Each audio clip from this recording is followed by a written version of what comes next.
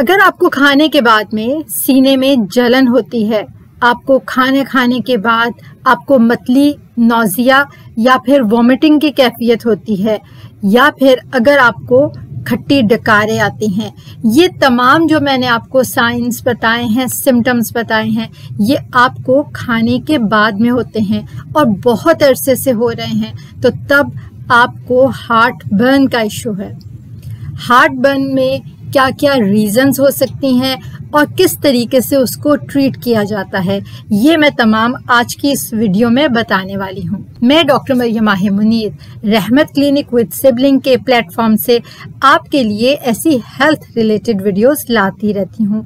अगर तो आपने अभी तक इस चैनल को सब्सक्राइब नहीं किया तो काइंडली सब्सक्राइब करके बेल नोटिफिकेशन भी प्रेस कर दे, ताकि हमारी जितनी भी आने वाली हेल्थ रिलेटेड वीडियोस हैं वो बर वक्त आप तक पहुँचते रहें और आपके ना सिर्फ मेडिकल नॉलेज में इजाफा हो बल्कि आपका लाइफस्टाइल भी बूस्ट अप होता रहे।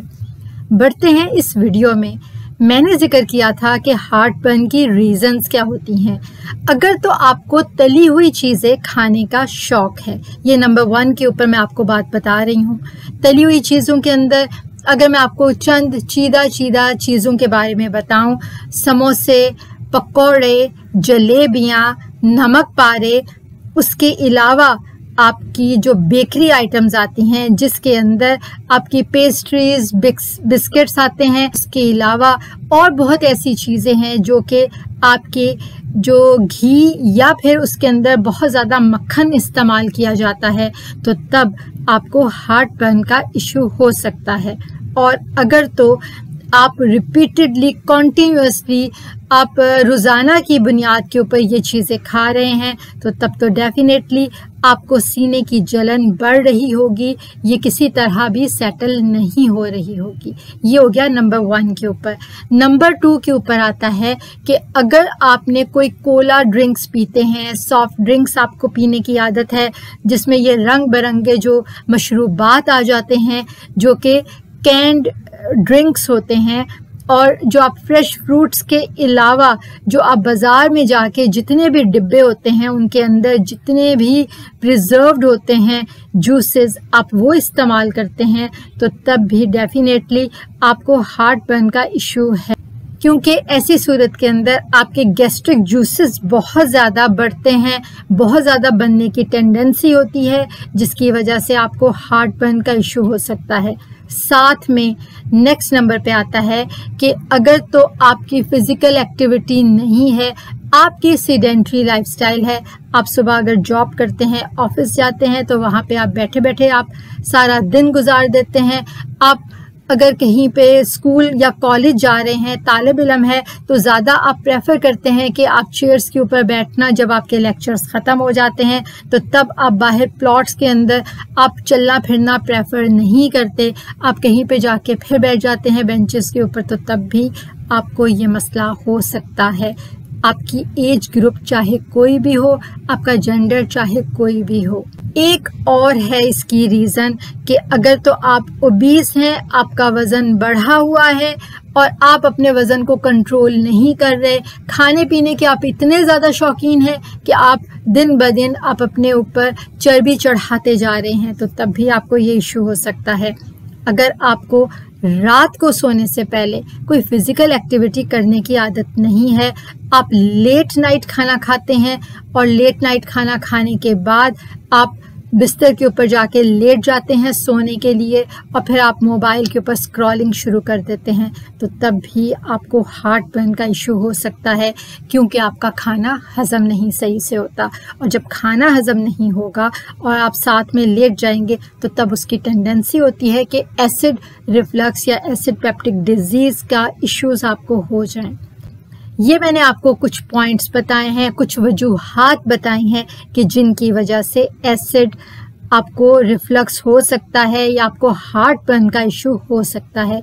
उसके अलावा अगर अनफॉर्चुनेटली बदकिस्मती से आपको अल्कोहल पीने की आदत है या फिर आप कोई दवाइयाँ जिसमें एसिड पेप्टिक डिजीज़ को कम करने के लिए, हार्ट बर्न को सेटल करने के लिए आप कुछ ऐसी दवाइयों का इस्तेमाल कर रहे हैं जो कि आपको डॉक्टर ने वक्ती तौर पर दी थी, लेकिन आप साल, 2 साल, 6 माह, इतना अरसा हो गया है आपको वो इस्तेमाल करते, आपने छोड़ी नहीं है, तो तब भी आपको ये इशू हो सकता है। इसके अलावा एक रीज़न और होती है कि जिनको खट्टी चीज़ें खाने की आदत होती है, जिनको मौसमी, माल्टे, संतरे, लीमू, बहुत ज़्यादा वो खटास लेते हैं, लेकिन साथ में वो कुछ और पानी या दूध का इस्तेमाल नहीं करते, तो उनको भी हार्ट बर्न का इशू हो सकता है।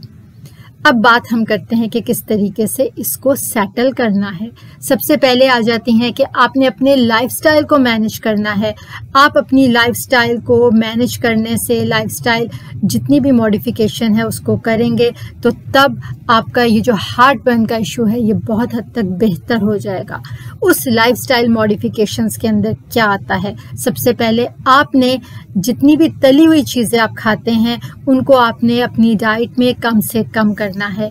अगर आपको रोज़ाना के तौर पर आपको ये चीज़ें खाने की आदत है या आप खाने के शौकीन हैं, तो तब आपने अपने दिनों को कम करना है। अगर आप रोज़ाना पहले हफ्ते के 6 दिन या 7 दिन भी लेते हैं, आप तली हुई चीज़ें खाते हैं, समोसे, पकौड़े, पेस्ट्रियाँ खाने के शौकीन हैं, आइसक्रीम्स खाने के शौकीन हैं, तो तब आपने उनको कम से कम 3 दिन के ऊपर शिफ्ट कर देना है। इससे होगा कि आपको आहिस्ता आहिस्ता आदत पड़ती रहेगी। जब आप एक मर्तबा 3 दिन आप खाएंगे, फिर आहिस्ता आहिस्ता आपने उसको और कम करके आपने उसको हफ्ते में 1 मर्तबा ही करना है। इससे ये होगा कि आपकी आदत जो है वो चेंज होती रहेगी और कुछ अरसे के बाद आपका दिल ही नहीं करेगा ये चीज़ें खाने के लिए। एक तो ये पॉइंट हो गया। तो अगर तो आपने इन चीज़ों को कम किया और आपकी हार्ट बर्न का मसला हल हो गया, तो तब तो आपके लिए बहुत ही ये बेहतरीन चीज़ है। और आपको पता है कि आप जिस वक्त भी कम चीज़ खाएंगे, तली हुई चीज़ों का कम से कम इस्तेमाल करेंगे, तब आपको सीने में जलन का मसला भी नहीं होगा। लेकिन अगर तो ये मसला रहेगा, चलता रहेगा और ये सेटल नहीं हो रहा, तो तब आपको दवाइयों की ज़रूरत पड़ सकती है। मैं आइंदा अभी आगे वीडियो में चल के आपको बताऊंगी कि आप कौन सी दवाइयाँ ले सकते हैं। दूसरा पॉइंट आता है लाइफस्टाइल मैनेजमेंट में कि अगर तो आप कैफीन का बहुत ज़्यादा इस्तेमाल कर रहे हैं, चाय का, कॉफ़ी का या कोला ड्रिंक्स का, जैसे मैंने पहले भी वीडियो में जिक्र किया है कि अगर आप इस्तेमाल कर रहे हैं तो उनको कम कर दें या उनको कोशिश करें कि ख़त्म कर दें। ये जो कोला ड्रिंक्स और सॉफ्ट ड्रिंक्स आप पीते हैं या फिर जो प्रिजर्व्ड आप ये जो फ्रूट जूसेस लेते हैं, सच में बताऊं, इनका फ़ायदा कुछ भी नहीं है। ये सिर्फ चंद लम्हों की लज्जत आपके मुंह को, जायके को आती है, टेस्ट बड्स को आती है। उसके अलावा इसका नुकसान ही नुकसान है, क्योंकि इसके अंदर बहुत ज़्यादा केमिकल्स, प्रिजर्वेटिव्स डाले जाते हैं, जिसकी वजह से आपकी एक तरफ तो आप फ्रेश जूसेस नहीं ले रहे और दूसरी तरफ आप केमिकल्स का इस्तेमाल कर रहे हैं। सो कोशिश करें कि फ्रेश जूसेस का इस्तेमाल करें और खट्टे जूसेस से अवॉइड करें, यानी कि संतरे का, लीमू का, किन्नों का, ये जो चीज़ें होती हैं ये अवॉइड करें। लीमू की जो शिकंजवीन होती है आप इस्तेमाल कर सकते हैं, लेकिन उसके अंदर आप अगेन चीनी डाल के और थोड़ा सा नमक की आमेज़श के साथ। लेकिन जिन लोगों का ब्लड प्रेशर ज़्यादा हो या जो लोग डायबिटीज़ हों, ब्लड प्रेशर वाले नमक का इस्तेमाल नहीं करेंगे और जो शुगर वाले हैं वो चीनी इसके अंदर नहीं डालेंगे। आप सिंपल लेमन वाटर ले सकते हैं। लेकिन जिन लोगों के ऑलरेडी हार्ट बर्न चल रहा है या जिन लोगों के गैस्ट्रिक अल्सर्स है, मैदे में अल्सर है, वो इसका इस्तेमाल बिल्कुल भी नहीं करें। ये मैं आपको सख्ती से कह रही हूँ, क्योंकि वहाँ पे जो स्टमक के अंदर, मैदे के अंदर अल्सर बना हुआ होगा, वो सही होने के बजाय दोबारा से ज़्यादा ख़राब हो जाएगा।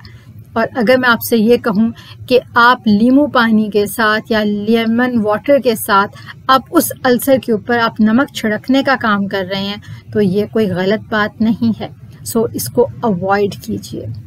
नेक्स्ट चीज़ आती है कि अगर तो आपका वज़न ज़्यादा है, तो तब आपने अपने वज़न को कम करना है। ओबेसिटी तो वैसे ही एक बीमारी होती है, ना सिर्फ आपके हार्ट बर्न को आपको गैस्ट्रिक रिफ्लक्स डिजीज़ देती है, बल्कि आपके डायबिटीज़ का भी प्रॉब्लम बन सकती है। उसके अलावा सच में कहूँ कि आप दिखने में भी खुद को अच्छे नहीं लगते। एक आपके कपड़ों का भी मसला आता है और दूसरा आपका जो सेल्फ कॉन्फिडेंस होता है वो एक अलग से आपका ख़राब होता है।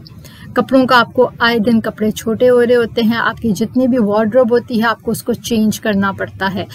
और ना सिर्फ आपको इकोनॉमिकली फाइनेंशियली ये प्रॉब्लम आती है, बल्कि उसके साथ साथ में आपकी जो एस्थेटिकली आप जो दिखते हैं, दिखाई देते हैं, जो कि एक आपकी पर्सनैलिटी है, वो भी डाउन होती है।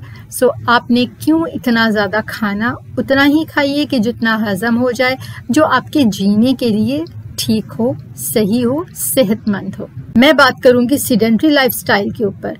अगर तो आपकी सीडेंट्री लाइफस्टाइल है, आप हर वक्त प्रेफर करते हैं कुर्सी के ऊपर बैठना, तो तब आपको एक्टिविटी में इन्वॉल्व होना पड़ता है।